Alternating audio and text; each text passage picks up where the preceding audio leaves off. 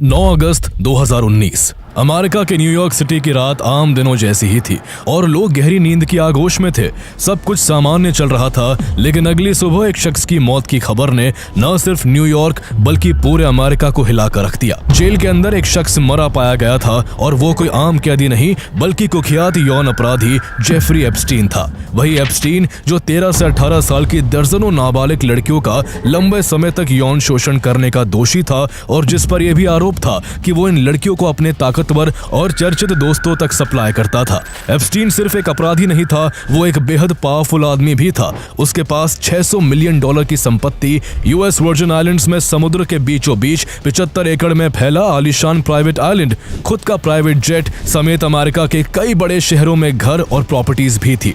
Jail जाने के बाद लोगों को उम्मीद थी कि जल्द ही एप्स्टीन के पावरफुल दोस्तों के नाम बाहर आएंगे, लेकिन इससे पहले कि वो कोई खुलासा कर पाता, अचानक जेल में मरा पाया गया। जेल अथॉरिटीज ने उसकी मौत को आत्महत्या बताया, लेकिन पोस्टमार्टम रिपोर्ट कुछ और ही कहानी बयां कर रही थी। एप्स्टीन की गर्दन की हड्डियां टूटी हुई थी। उस दिन अचानक उसकी सुरक्षा में लगाए गए गार्ड गहरी नींद में सो रहे थे और जेल के सीसीटीवी कैमरों ने काम करना बंद कर दिया था। इतने सारे संयोग एक साथ होना लोगों को इत्तेफाक नहीं लगे और लोगों को इसमें किसी गहरी साजिश की बू आने लगी। ऐसे में अमेरिका में मांग उठने लगी कि एप्स्टीन से जुड़ी सारी फाइल्स पब्लिक की जाए। समय के साथ दबाव इतना बढ़ गया कि यूएस डिपार्टमेंट ऑफ जस्टिस को उसकी जिंदगी से जुड़े लाखों डॉक्यूमेंट्स, हजारों फोटोज और ईमेल्स पब्लिक करने पड़े। इन्हीं फाइल्स में कई ऐसे चेहरे सामने आए जिन्हें दुनिया उनके अच्छे कामों के लिए पूछती थी। इनमें current American president Donald Trump, former American president Bill Clinton, दुनिया के सबसे अमीर शख्स Elon Musk, billionaire Bill Gates, महान साइंटिस्ट स्टीफन हॉकिंग, ब्रिटेन के प्रिंस एंड्रू और नॉर्वे की क्राउन प्रिंसेस मेटे मारिट जैसे लोगों के एप्स्टीन के साथ करीबी रिश्तों की बातें सामने आई। इन फोटोज में जहां कोई महिलाओं के साथ बाथटब में नहाता दिख रहा है तो कोई कई महिलाओं की गोद में लेटा हुआ दिख रहा है। किसी ने नाबालिग लड़कियों की कमर थाम रखी है तो कोई एप्स्टीन के प्राइवेट आइलैंड पर पार्टियां करता दिख रहा है। तो आइए जानते हैं एप्स्टीन फाइल्स की पूरी कहानी। कैसे एक मैथ टीचर से अपने करियर की शुरुआत करने वाला जेफरी एप्स्टीन दुनिया का सबसे कुख्यात यौन अपराधी बन गया। उसका दुनिया भर के रईसों, पावरफुल लोगों और सेलिब्रिटीज के साथ क्या रिश्ता था और कैसे वो उनके साथ मिलकर नाबालिग लड़कियों का शोषण करता था।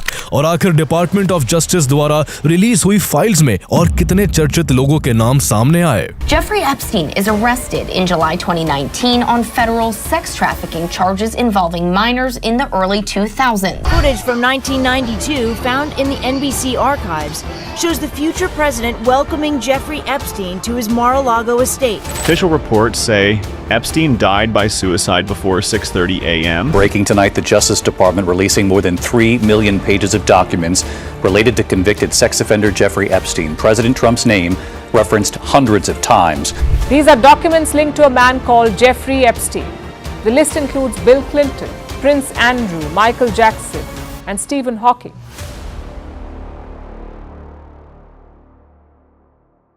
जेफरी एडवर्ड एप्स्टीन का जन्म 20 जनवरी 1953 को न्यूयॉर्क सिटी के ब्रुकलिन में एक जूइश फैमिली में हुआ था। वो बचपन से ही पढ़ाई में तेज था और खासकर मैथ्स और फिजिक्स में उसकी गहरी रुचि थी। इसलिए अपनी शुरुआती स्टडी कंप्लीट करने के बाद उसने मैथमेटिक्स से ग्रेजुएशन करने का फैसला किया, लेकिन 2 साल बाद ही उसने पढ़ाई छोड़ दी और 1974 में बिना किसी ग्रेजुएशन डिग्री के वो न्यूयॉर्क के प्रेस्टिजियस डॉल्टन स्कूल में फिजिक्स और मैथमेटिक्स पढ़ाने लगा। लेकिन 2 साल बाद डॉल्टन स्कूल ने उसकी टीचिंग परफॉर्मेंस को सेटिस्फैक्टरी ना मानते हुए उसे डिसमिस कर दिया। साथ ही उस पर अंडर एज लड़कियों के प्रति इनअप्रोप्रिएट बिहेवियर, फीमेल स्टूडेंट्स से फ्लर्टिंग और टीचर होते हुए भी स्टूडेंट्स की शराब पार्टी में शामिल होने जैसे आरोप भी लगे। हालांकि डॉल्टन स्कूल से निकाले जाने के बाद उसे नौकरी के लिए ज्यादा भटकना नहीं पड़ा और उसे वॉल स्ट्रीट की global investment bank Bear Stearns में जूनियर असिस्टेंट की नौकरी मिल गई।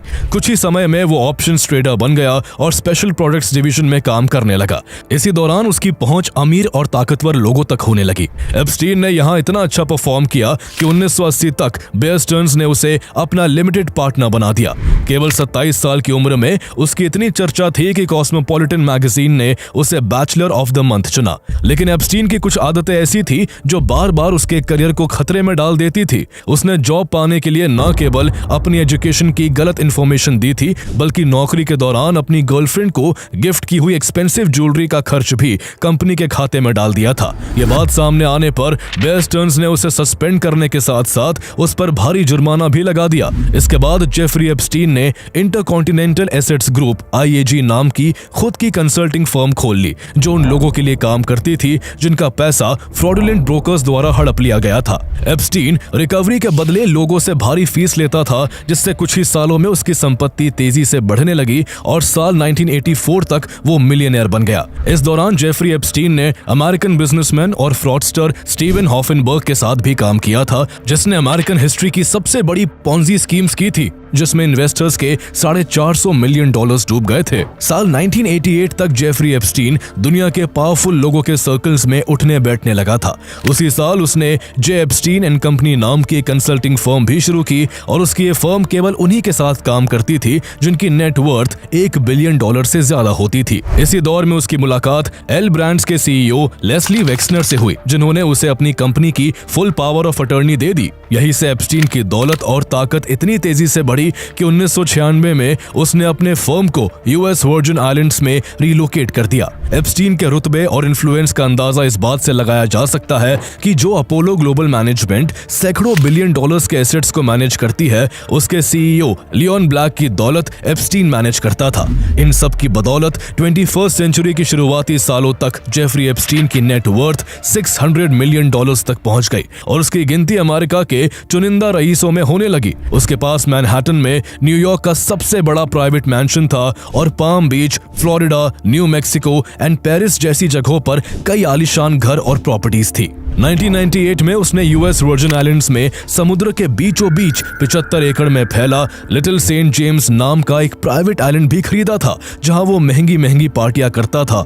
उसके सोशल सर्किल में अमेरिका के प्रेसिडेंट से लेकर ब्रिटेन के प्रिंस, दुनिया के बड़े बड़े बिजनेसमैन और मूवी स्टार्स तक शामिल थे। बाहर से सब लग्जरी और सक्सेस दिखता था, लेकिन इसी चमक के पीछे कुछ इतना घिनौना चल रहा था जिसकी भनक दुनिया को सालों तक नहीं लगी। लेकिन 2005 में एक ऐसा खुलासा हुआ कि लोग जेफरी एप्स्टीन के नाम से भी घृणा करने लगे। हुआ कुछ यूं कि मार्च 2005 में एक महिला ने फ्लोरिडा के पाम बीच पुलिस स्टेशन में शिकायत दर्ज कराई कि एप्स्टीन ने उसकी 14 साल की बेटी को मसाज के बहाने अपने घर बुलाकर उसका यौन शोषण किया है।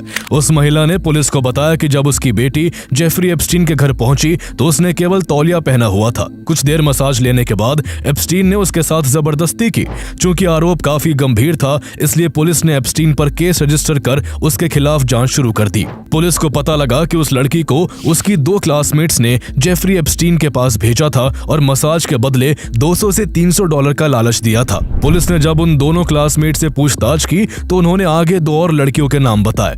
फिर उन लड़कियों ने और भी लड़कियों के नाम बताए और इस तरह पुलिस ने 36 विक्टिम्स को खोज निकाला जो किसी न किसी लड़की के कहने पर जेफरी एप्स्टीन के घर गई थी। एप्स्टीन हर उस लड़की को एक्स्ट्रा पैसे देता था जो उसके लिए एक नई लड़की लेकर आती थी। इस तरह एक लड़की दूसरी लड़की को लाती थी, दूसरी लड़की तीसरी को लाती थी और आगे भी ये चेन बढ़ती चली जाती थी। यानी ये कोई छोटा मामला नहीं बल्कि एक ऑर्गेनाइज्ड पिरामिड स्कीम था जिसे एप्स्टीन अपने पावर और पैसों की आड़ में चलाता चला आ रहा था। शॉकिंग बात यह थी कि विक्टिम्स में सबसे ज्यादा संख्या नाबालिग लड़कियों की थी जिनकी एज मात्र 13 साल से लेकर 18 साल तक की थी।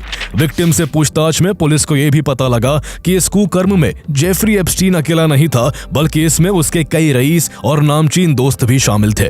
मई 2006 तक पाम बीच पुलिस ने एप्स्टीन के खिलाफ एक मजबूत केस तैयार कर लिया और 27 जुलाई 2006 को जेफरी एप्स्टीन को अरेस्ट कर लिया गया। लेकिन ट्रायल के दौरान एप्स्टीन ने अमेरिका के फेमस वकीलों की फौज खड़ी कर दी और उसका नतीजा ये हुआ कि एप्स्टीन को जल्द ही बेल मिल गई। इससे स्टेट प्रोसिक्यूटर बैरी क्रिशर पर एप्स्टीन के खिलाफ जरूरत से ज्यादा नर्म रवैया अपनाने का आरोप लगा और इस केस के इन्वेस्टिगेटिव ऑफिसर रहे पाम बीच पुलिस चीफ माइकल राइटर इस इन्वेस्टिगेशन में FBI को शामिल करने की मांग करने लगे। ऐसे में यह केस जल्द ही FBI को ट्रांसफर कर दिया गया, जिसने जुलाई 2006 में ऑपरेशन लीप ईयर के तहत अपनी इन्वेस्टिगेशन को आगे बढ़ाया। FBI की जांच में एप्स्टीन के घर और आइलैंड से कई शॉकिंग चीजें मिली। उसके यहाँ से कई बेबी मसाज ट्रेनिंग बुक मिली जिनमें नाबालिग लड़कियों को क्लाइंट्स को मसाज देने के इंस्ट्रक्शंस लिखे थे। एप्स्टीन अपने private island Little Saint James में हाई प्रोफाइल पार्टियां करता था, जिनमें केवल अमेरिका के नहीं बल्कि दूसरे देशों के भी रईस, पावरफुल लोग, लीडर्स, प्रिंस और यहाँ तक कि इंटेलेक्चुअल्स भी शामिल होते थे, जिन्हें दुनिया काफी इज्जत की निगाह से देखती थी। एप्स्टीन नाबालिग लड़कियों को लालच और धमकी से मजबूर करके अपने प्राइवेट जेट से आइलैंड पर लाता था और फिर उन्हें अपने नामचीन दोस्तों के आगे किसी स्लेव की तरह परोसता था, जहां उसके गेस्ट जानवर की तरह उन भोली भाली लड़कियों पर टूट पड़ते थे। इन सब में उसकी गर्लफ्रेंड गिस्लेन मैक्सवेल उसका सबसे ज्यादा साथ देती थी। गिस्लेन मैक्सवेल अक्सर कमजोर बैकग्राउंड और जरूरतमंद लड़कियों की तलाश में होती थी, जिन्हें वो कभी मॉडल बनाने के झूठे सपने तो कभी मसाज के बदले सैकड़ों डॉलर पे करने का लालच देकर एप्स्टीन तक ले आती थी। इसके बाद एप्स्टीन और उसके पावरफुल साथी कभी विला, कभी घर तो कभी प्राइवेट जेट में उन कम उम्र की लड़कियों के साथ यौन संबंध बनाते थे। इन सब के आधार पर FBI ने एक 53 पेज की लंबी रिपोर्ट तैयार की, जिसमें एप्स्टीन पर कम उम्र की लड़कियों का यौन शोषण और इंटरनेशनल चाइल्ड ट्रैफिकिंग करने जैसे गंभीर आरोप लगाए। 36 माइनर विक्टिम्स के स्टेटमेंट्स, दर्जनों आई विटनेसेस और FBI की डिटेल इन्वेस्टिगेशन के चलते ऐसा लग रहा था कि इस बार जेफरी एप्स्टीन के काले कारनामों से पूरा पर्दा उठ जाएगा और उसे उम्र भर के लिए जेल की हवा खानी पड़ेगी। लेकिन शॉकिंग बात यह थी कि ऐसा कुछ नहीं हुआ। पर्दे के पीछे घिनौना खेल खेला गया और मायामी के फेडरल अटॉर्नी अलेक्जेंडर अकोस्टा ने एप्स्टीन्स लॉयर्स के साथ एक सीक्रेट डील करके उसे केवल 18 महीनों की सजा दी। एप्स्टीन को सिर्फ 2 छोटे प्रोस्टिट्यूशन चार्जेस का दोषी माना गया और उस पर लगे दूसरे सभी फेडरल क्रिमिनल चार्जेस हटा लिए गए। सबसे शॉकिंग बात यह थी कि इस दौरान फेडरल कोर्ट ने कई विक्टिम्स को प्रोस्टिट्यूट कहा था, जबकि फ्लोरिडा के कानून के हिसाब से एज ऑफ कंसेंट की सबसे कम उम्र 18 साल होती है। इतना ही नहीं, उसे बाकी अक्यूज की तरह स्टेट जेल में नहीं बल्कि पाम बीच काउंटी जेल के प्राइवेट विंग्स में रखा गया, जो लग्जूरियस फैसिलिटीज से लैस था। वो हफ्ते के 6 दिन 12 घंटे जेल से बाहर अपने ऑफिस में जाकर काम कर सकता था और उसे जेल में केवल रात बितानी पड़ती थी। हद तो तब हो गई जब एप्स्टीन को जुलाई 2009 में सजा पूरी करने के 5 महीने पहले केवल 13 महीनों में ही जेल से रिहा कर दिया गया। इस तरह एप्स्टीन अपनी बेशुमार दौलत और ताकत के सहारे फिर से अय्याश जिंदगी जीने लगा। चूंकि लोगों को अलेक्जेंडर अकोस्टा और एप्स्टीन के बीच हुए नॉन प्रोसिक्यूशन एग्रीमेंट की जानकारी नहीं थी, इसलिए कई जर्नलिस्ट और ह्यूमन राइट एक्टिविस्ट ने पुलिस और FBI की इन्वेस्टिगेशन को गहराई से कुरेदना शुरू कर दिया कि आखिर इतने सीरियस चार्जेस के बावजूद एप्स्टीन को इतनी कम सजा क्यों हुई और वो कैसे जेल से बाहर लैविश लाइफ जी रहा है। इसके बाद कई जर्नलिस्ट ने एप्स्टीन को एक्सपोज करने की कोशिश की, लेकिन उसके पावरफुल कनेक्शन की वजह से वो बार बार बच निकला। इन सब में 7 साल बीत चुके थे और अब साल 2016 आ चुका था। लोग मान चुके थे कि अब एप्स्टीन के काले कारनामे दुनिया के सामने कभी नहीं आ सकेंगे, लेकिन तभी इस कहानी में मायामी हेरल्ड की इन्वेस्टिगेटिव जर्नलिस्ट जूली ने ब्राउन की एंट्री हुई और उसी पल से एप्स्टीन की उल्टी गिनती शुरू हो गई। जूली ब्राउन ने पुराने कोर्ट रिकॉर्ड्स, बंद फाइलों और दबाई गई गवाहों को दोबारा खंगालना शुरू किया। जैसे जैसे उनकी रिपोर्टिंग आगे बढ़ी, वो सच धीरे धीरे बाहर आने लगा जो सालों से छुपा हुआ था। जूली ब्राउन को उस सीक्रेट डील के बारे में भी पता चला जो मायामी अटॉर्नी अलेक्जेंडर अकोस्टा ने की थी और उन्हीं की वजह से विक्टिम्स को न्याय नहीं मिला था।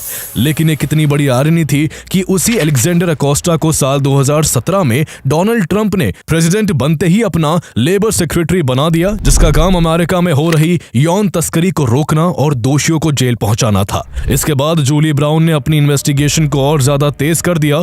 उनके लिए इस केस के विक्टिम्स को ट्रेस करना काफी मुश्किल था, क्योंकि पुलिस इन्वेस्टिगेशन में विक्टिम्स को जेन डो 1 और जेन डो 2 जैसे नाम दिए गए थे।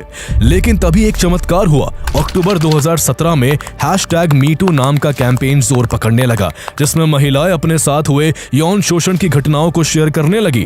अमेरिका में भी ऐसी कहानियों की झड़ी लग गई, जिसके बाद एप्स्टीन द्वारा मोलेस्ट हुई विक्टिम्स भी अपनी आप बीती सोशल मीडिया पर शेयर करने लगी। इसके बाद जूली ब्राउन ने एक एक करके 80 से ज्यादा विक्टिम्स को खोज निकाला जो यंग एज में जेफरी एप्स्टीन का शिकार हुई थी।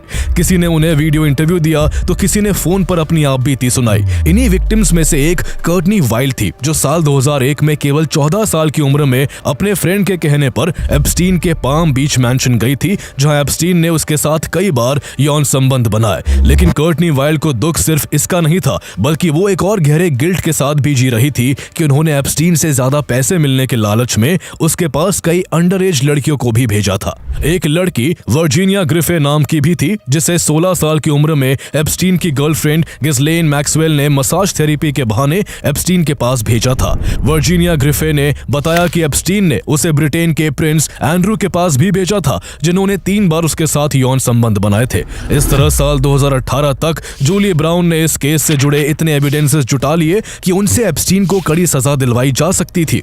उन्होंने अपनी रिपोर्ट्स मायामी हेरल्ड को भेज दी और ये रिपोर्ट्स 18 नवंबर 2018 को परवर्जन ऑफ जस्टिस के नाम से पब्लिश कर दी गई। रिपोर्ट्स पब्लिश होते ही पूरे अमेरिका में हंगामा मच गया। एप्स्टीन और उसके काले कारनामों की पूरी दुनिया में बात होने लगी। लोगों को जैसे ही पता लगा कि एप्स्टीन को सरकार में बैठे शख्स ने बचाया था, लोग अमेरिकन गवर्नमेंट को बुरी तरह कोसने लगे और एप्स्टीन को अरेस्ट करने की मांग करने लगे। पब्लिक का इतना ज्यादा दबाव बन गया कि FBI ने एप्स्टीन के खिलाफ फिर से इन्वेस्टिगेशन शुरू कर दी और 6 जुलाई 2019 को उसे अरेस्ट कर New York metropolitan correctional centre jail में बंद कर दिया। एप्स्टीन ने फिर से जुडिशरी को खरीदने की कोशिश की, लेकिन इस बार उसकी दाल नहीं गली और उसे 45 साल की जेल की सजा सुनाई गई। एप्स्टीन के अरेस्ट होने के केवल 6 दिन बाद अलेक्जेंडर अकोस्टा ने भी रिजाइन कर दिया। अब सभी को यही लग रहा था कि एप्स्टीन जल्द ही अपने इस कुकर्म में शामिल अपने नामचीन दोस्तों के नाम खोल कर रख देगा और सभी दोषियों का पर्दाफाश हो जाएगा। लेकिन इस कहानी में सबसे बड़ा ट्विस्ट तब आया जब अरेस्ट होने के केवल 1 महीने बाद 10 अगस्त 2019 को एप्स्टीन की जेल में ही मौत हो गई। जेल अथॉरिटी ने कहा कि एप्स्टीन ने आत्महत्या की है, लेकिन पोस्टमार्टम रिपोर्ट किसी और बात की तरफ इशारा कर रही थी। एप्स्टीन की गर्दन की कई हड्डियां टूटी हुई थी और फोरेंसिक एक्सपर्ट का कहना था कि ऐसी चोटें आत्महत्या करने से नहीं आती। उनके मुताबिक किसी ने उसका गला घोट दिया था। ये शक तब और पुख्ता हो गया जब पता चला कि एप्स्टीन के सेल के बाहर लगे 2 कैमरे अचानक उस रात खराब हो गए थे। इसके अलावा जेल अथॉरिटी की तरफ से जो CCTV फुटेज जारी किया गया उसमें भी 1 मिनट का जंप था। इन सब बातों की वजह से माना जाने लगा कि एप्स्टीन के पास एक क्लाइंट लिस्ट थी जिसमें उन पावरफुल लोगों के नाम थे जिन्होंने नाबालिग लड़कियों के साथ यौन शोषण किया था। एप्स्टीन मुंह ना खोल दे, इसलिए उसको जेल के अंदर ही मार दिया गया। इस थ्योरी को बल इसलिए भी मिला क्योंकि 1 साल पहले एप्स्टीन ने एक इंटरव्यू में कहा था कि अगर वो चाहे तो कई इन्फ्लुएंशियल हस्तियों पर कीचड़ उछाल सकता है।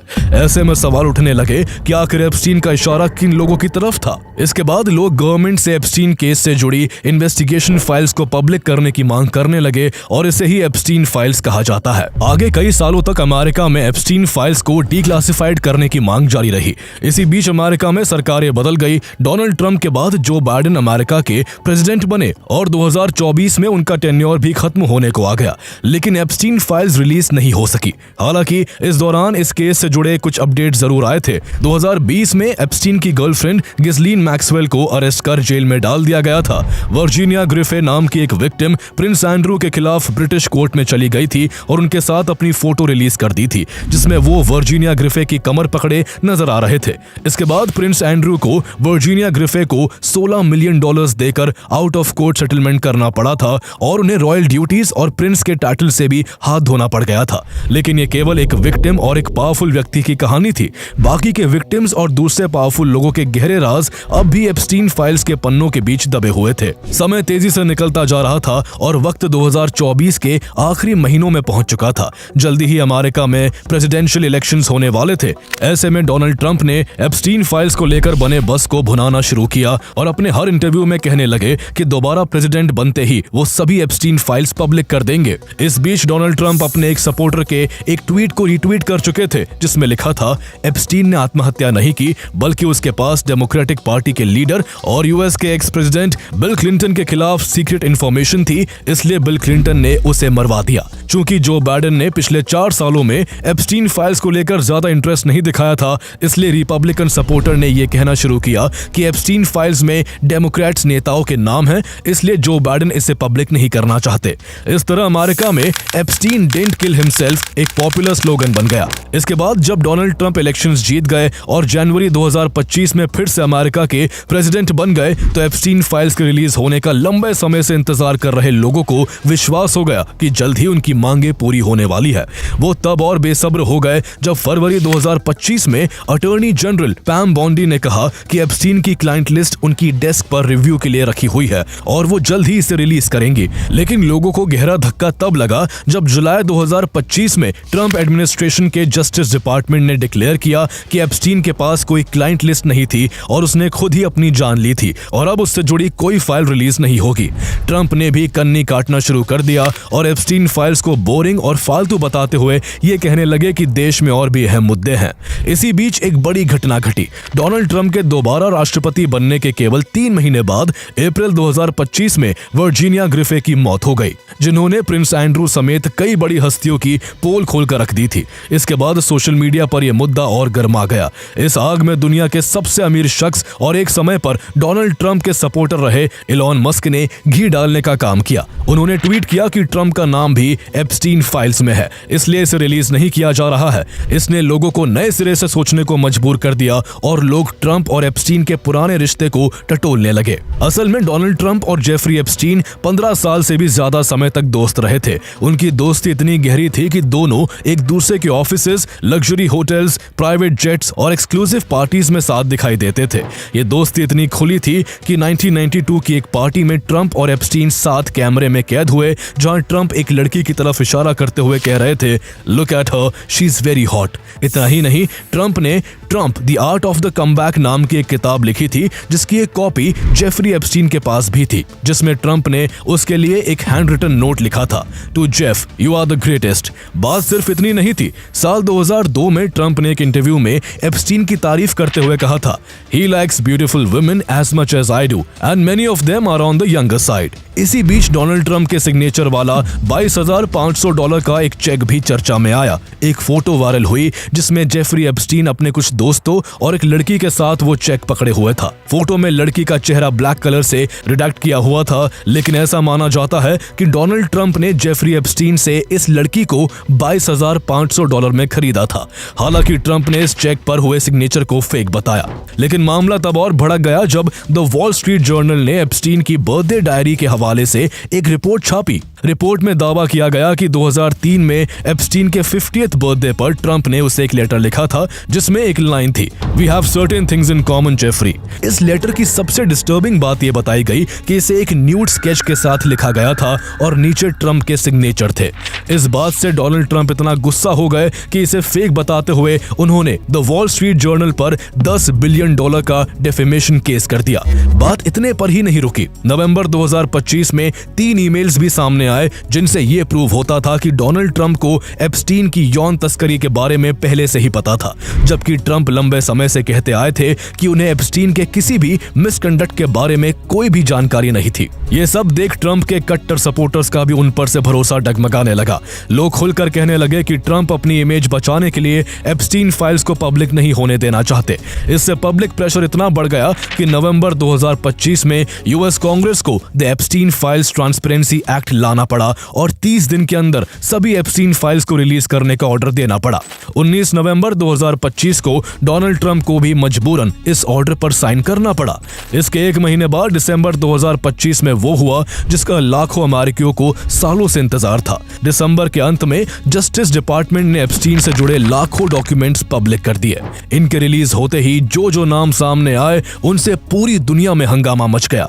इन फाइल्स में current American president Donald Trump, former American president Bill Clinton, Elon Musk, Bill Gates, Richard Branson, Google के cofounder Sergey Brin, philosopher Noam Chomsky, मशहूर साइंटिस्ट स्टीफन हॉकिंग, ब्रिटेन के prince Andrew, musicians Mick Jagger, famous singer and dancer Michael Jackson, American singer and actress Diana Ross, Hollywood actor Kevin Spacey, comedian Chris Tucker जैसे दुनिया भर में चर्चित कई लोगों का जिक्र है और उनकी फोटोज हैं। इनमें से कुछ लोग जेफरी एप्स्टीन और उसकी गर्लफ्रेंड गिस्लेन मैक्सवेल के साथ दिखे, तो कुछ एप्स्टीन के प्राइवेट आइलैंड में पार्टी करते हुए नजर आए। इन फोटोज में उन हस्तियों के साथ लड़कियां और औरतें भी दिख रही हैं, जिनकी पहचान छिपाने के लिए उनके चेहरे को ब्लॉक मार्क से छिपा दिया गया है। इसके बाद 30 जनवरी 2026 को यूएस डिपार्टमेंट ऑफ जस्टिस ने जेफरी एप्स्टीन फाइल्स का अब तक का सबसे बड़ा हिस्सा पब्लिक किया, जिसमें लगभग 3.5 मिलियन पेज, 2000 से ज्यादा वीडियोस और 1.8 लाख इमेजेस शामिल है। इन फाइलों में court records, emails, travel logs, तस्वीरें और इन्वेस्टिगेशन के डॉक्यूमेंट्स शामिल है। एप्स्टीन फाइल्स के एक फोटो में farmer American president Bill Clinton एक स्विमिंग पूल में 2 महिलाओं के साथ नहाते हुए दिखे, जबकि दूसरे फोटो में बाथटब में एक महिला के साथ दिखे। इतना ही नहीं, एप्स्टीन फाइल से ये भी सामने आया कि साल 2000 में बिल क्लिंटन और जेफरी एप्स्टीन ने एक आदमी को ड्रग देकर उसके साथ यॉट पर यौन संबंध बनाए थे। हैरानी की बात यह है कि जिस वक्त यॉट पर बिल क्लिंटन और जेफरी एप्स्टीन उस आदमी के साथ ज्यादती कर रहे थे, उस वक्त वहां डोनाल्ड ट्रंप भी अपने होने वाली पत्नी मेलानिया के साथ मौजूद थे। इसी तरह जहां एप्स्टीन फाइल्स की एक तस्वीर में प्रिंस एंड्रू 5 महिलाओं की गोद में लेटे हुए दिखे, तो वही वो दूसरी फोटो में फ्लोर पर एक नाबालिग लड़की के साथ लेटे हुए नजर आए। उनके अलावा बिल गेट्स, डोनाल्ड ट्रंप और दूसरे कई पावरफुल लोग एंड सेलिब्रिटीज की भी महिलाओं और लड़कियों के साथ फोटोज बाहर आई। एक मेल से यह भी दावा किया गया कि ट्रंप के फॉर्मर सिक्योरिटी हेड ने एप्स्टीन की एक विक्टिम को अपना मुंह खोलने पर ट्रंप के गोल्फ कोर्स में गाड़ने की धमकी दी थी। उस विक्टिम का दावा है कि ट्रंप गोल्फ कोर्स में सामूहिक यौन संबंध बनाए गए थे और इस केस में एप्स्टीन की गर्लफ्रेंड और एसोसिएट गिस्लेन मैक्सवेल भी शामिल थी। उस विक्टिम ने बताया कि उस गोल्फ कोर्स से कई लड़कियां गायब हो चुकी थी, इसलिए उसे ट्रंप के फॉर्मर सिक्योरिटी हेड ने धमकी देते हुए कहा था कि अगर उसने इस बारे में किसी को बताया तो उसे भी जमीन में जिंदा गाड़कर हमेशा के लिए गायब कर दिया जाएगा। इसके अलावा एप्स्टीन फाइल से खुलासा हुआ कि रूसी लड़कियों के साथ यौन संबंध बनाने के बाद बिल गेट्स को सेक्सुअली ट्रांसमिटेड डिजीज STD हो गया था। बिल गेट्स की एप्स्टीन के साथ दोस्ती उनकी पत्नी मेलिंडा गेट्स को बिल्कुल भी पसंद नहीं थी और उनकी एप्स्टीन के साथ दोस्ती दोनों का रिश्ता टूटने की वजहों में से एक था। एप्स्टीन फाइल्स में इलॉन मस्क के बारे में भी सामने आया कि उन्होंने एक ईमेल पर एप्स्टीन से पूछा था कि उसके आइलैंड पर वाइल्डेस्ट पार्टी कब होगी, जिसके जवाब में एप्स्टीन ने इलॉन मस्क से ईमेल पर ही पूछा था कि वो किस किस के साथ पार्टी में आएंगे। एप्स्टीन फाइल्स में एक नॉर्वेजियन डिप्लोमेट तेरजे रॉड लार्सन की इंडियंस के लिए नफरत भी सामने आई, जिन्होंने एप्स्टीन को एक ईमेल में लिखा था कि जब आप एक इंडियन और एक सांप से मिले तो पहले इंडियन को मार डालो। एप्स्टीन फाइल्स की जांच नॉर्वे की क्राउन प्रिंसेस मेटे मैरिट तक भी जा पहुंची। सामने आया है कि उनकी जेफरी एप्स्टीन से 2011 से 2014 तक खास दोस्ती थी, जबकि उस समय तक एप्स्टीन के कुकर्मों का काफी हद तक दुनिया को पता चल चुका था। इस तरह एप्स्टीन फाइल्स ने सिर्फ एक अपराधी जेफरी एप्स्टीन का नेटवर्क नहीं खोला, बल्कि उन बड़े बड़े नेताओं, बिजनेसमैन और ग्लोबल इन्फ्लुएंसर्स की सोच को भी सामने रख दिया, जिन्हें दुनिया आदर्श मानती थी। लेकिन इस पूरी लिस्ट में सबसे ज्यादा झटका अमेरिका के प्रेसिडेंट डोनाल्ड ट्रंप को लगा। एप्स्टीन फाइल्स में डोनाल्ड ट्रंप का जिक्र हजारों बार हुआ है। इन्हीं फाइल्स से खुलासा हुआ कि ट्रंप ने एप्स्टीन के प्राइवेट जेट से 8 बार ट्रैवल किया था। इनमें से 2 ऐसे ट्रिप्स भी थे जिनमें एप्स्टीन और डोनाल्ड ट्रंप के साथ कुछ अननोन लड़कियां भी थी, और वो वहां क्यों और किस लिए थी, ये जांच का विषय है। इसके अलावा एप्स्टीन फाइल्स में सीरियल यौन अपराधी लैरी नासर द्वारा जेफरी एप्स्टीन को लिखे गए एक लेटर का भी जिक्र है, जिसमें उसने लिखा था कि हम दोनों में एक चीज कॉमन है, हमारा यंग लेडीज के लिए प्यार। हमारे प्रेसिडेंट भी हमारी तरह यंग लड़कियों को पसंद करते हैं, लेकिन वो आज देश के प्रेसिडेंट है और हम जेल की सलाखों के पीछे हैं, इसलिए लाइफ बहुत अनफेयर है। ऐसा माना जाता है कि लैरी नासर ने ये बात डोनाल्ड ट्रंप के लिए ही कही थी, क्योंकि लैरी नासर ने एप्स्टीन को ये लेटर अगस्त 2019 में लिखा था और उस समय लैरी नासर और एप्स्टीन दोनों जेल में बंद थे, जबकि ट्रंप अमेरिका के राष्ट्रपति थे। इस लेटर के कुछ दिन बाद ही जेफरी एप्स्टीन की जेल में ही मौत हो गई थी। इन फाइल्स में एक लिमोजीन ड्राइवर का दावा भी खूब सुर्खियां बटोर रहा है। दरअसल उस ड्राइवर ने यूएस प्रेसिडेंशियल इलेक्शन के करीब एक हफ्ते पहले FBI को कॉल करके बताया था कि जब वो 1995 में डोनाल्ड ट्रंप को Dallas fort worth international airport ले जा रहा था, उस समय ट्रंप कॉल पर बार बार जेफरी जेफरी कह रहे थे और कुछ लड़कियों को अब्यूज करने की बात कर रहे थे। आगे उस ड्राइवर ने बताया कि जब उसने कुछ साल बाद इस बात की चर्चा एक महिला से की तो महिला एकदम शांत हो गई और उसने बताया कि ट्रंप ने एप्स्टीन के साथ मिलकर उसका यौन शोषण किया था। इसके बाद उस महिला ने ड्राइवर के कहने पर पुलिस स्टेशन में एप्स्टीन और ट्रंप के खिलाफ रिपोर्ट भी दर्ज करवाई थी, लेकिन इसके कुछ दिन बाद वो अचानक अपने घर में मृत पाई गई। हालांकि जब इस बात की काफी चर्चा होने लगी तो department of justice Donald Trump को बचाने पर उतर आया और कहा कि ये अनवेरिफाइड फैक्ट्स है, जिसे इलेक्शन से ठीक पहले ट्रंप को बदनाम करने के लिए किया गया था और इसमें कोई सच्चाई नहीं है। इस तरह जो ट्रंप जिन एप्स्टीन फाइल्स को एक पॉलिटिकल हथकंडा हथकंडे की तरह इस्तेमाल कर रहे थे, आज वही फाइल्स उनके गले की हड्डी बन गई हैं। जेफरी एप्स्टीन पर लंबे समय से इजरायली इंटेलिजेंस एजेंसी मोसाद के एजेंट होने के आरोप लगते रहे हैं और कहा जाता है कि उसने अपने पास बड़े बड़े अमेरिकन पॉलिटिशियन के आपत्तिजनक तस्वीरें और वीडियोस इसलिए रखे थे क्योंकि वो इनके जरिए उन्हें ब्लैकमेल करता था। कहा जाता है कि एप्स्टीन की गर्लफ्रेंड गिस्लेन मैक्सवेल के पिता रॉबर्ट मैक्सवेल भी मोसाद के एजेंट थे और 1991 में उनकी मिस्टीरियस डेथ के बाद उनके काम को एप्स्टीन और गिस्लेन मैक्सवेल ने मिलकर आगे बढ़ाया। जेफरी एप्स्टीन का मोसाद एजेंट होने का शक तब और गहरा गया जब इन्वेस्टिगेटर्स को एप्स्टीन के घर में इजरायली डिफेंस फोर्स का एक स्वेटशर्ट रखा हुआ दिखा। हालांकि इन सब बातों में कितनी सच्चाई है ये तो वक्त ही बताएगा, लेकिन एक बात दावे के साथ कही जा सकती है कि एप्स्टीन फाइल्स ने यह दिखा दिया कि ताकत और शोहरत के पीछे छिपे चेहरे कितने खोखले हो सकते हैं। एप्स्टीन फाइल्स किसी एक आदमी की कहानी नहीं बल्कि समाज का एक सच्चा आईना है जो दिखाता है कि जिन लोगों को दुनिया एलीट, लीडर और रोल मॉडल मानकर सिर आंखों पर बैठाती है, वही लोग अक्सर अपनी सबसे गंदी सच्चाइयों को ताकत, शोहरत और सिस्टम की आड़ में सबसे गहराई में दबा कर रखते हैं। ऐसे में यह भी देखना होगा कि जिन मासूम लड़कियों का सालों तक शोषण हुआ, क्या उन्हें कभी सच में इंसाफ मिल पाएगा? क्या जिन ताकतवर लोगों के नाम सामने आए हैं वो कभी कानून के सामने जवाबदेह ठहराए जाएंगे, या फिर हमेशा की तरह पैसा, पहुंच और रसूख उन्हें बचाकर निकाल ले जाएगा और सच्चाई एक बार फिर ताकत के नीचे दबकर रह जाएगी?